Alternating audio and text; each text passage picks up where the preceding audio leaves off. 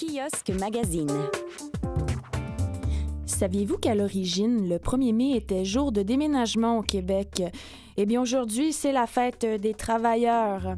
Bonjour à tous, bienvenue à cette édition Kiosque Magazine du vendredi avec pour thème Art et culture, Geneviève Patterson au micro pour 7 heures. Et je salue mes acolytes Charles et Jennifer qui sont absents aujourd'hui. Bonne émission.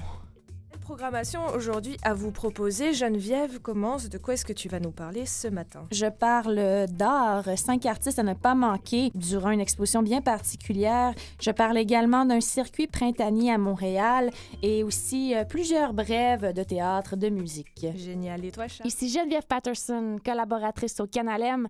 À tous et à toutes, le plus beau Noël du monde ainsi qu'une excellente nouvelle année.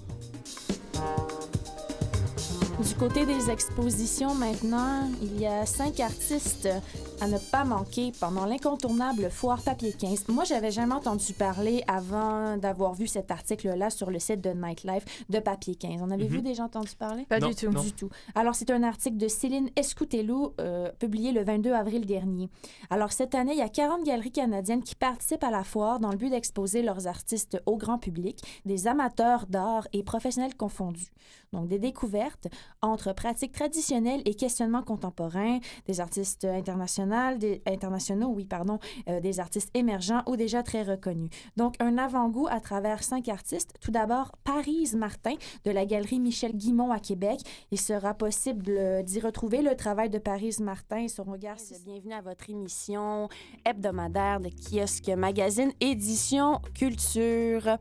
Je suis Geneviève Patterson en compagnie de mon cher co-animateur Charles Roy. Bon matin, Charles. Bonjour, ça va bien? Ça va bien, oui. De quoi est-ce qu'on parle ce matin? Aujourd'hui, je vous parle de Jaune et de Bougat qui sortent tous les deux un nouvel album. Je vous parle aussi des chantiers du Carrefour international de théâtre qui est en marge du festival à Québec. OK. Je vous parle aussi des grands ballets canadiens qui font leur production. Je crois que c'est leur dernière, La jeune fille et la mort. Oui. Aussi au cinéma, le documentaire Le plancher des vaches réalisé par Émile Proucloutier.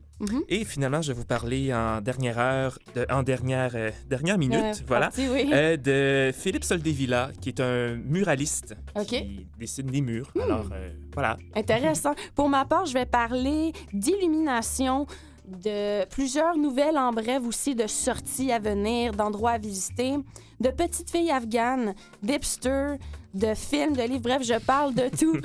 Bonne émission, tout le monde.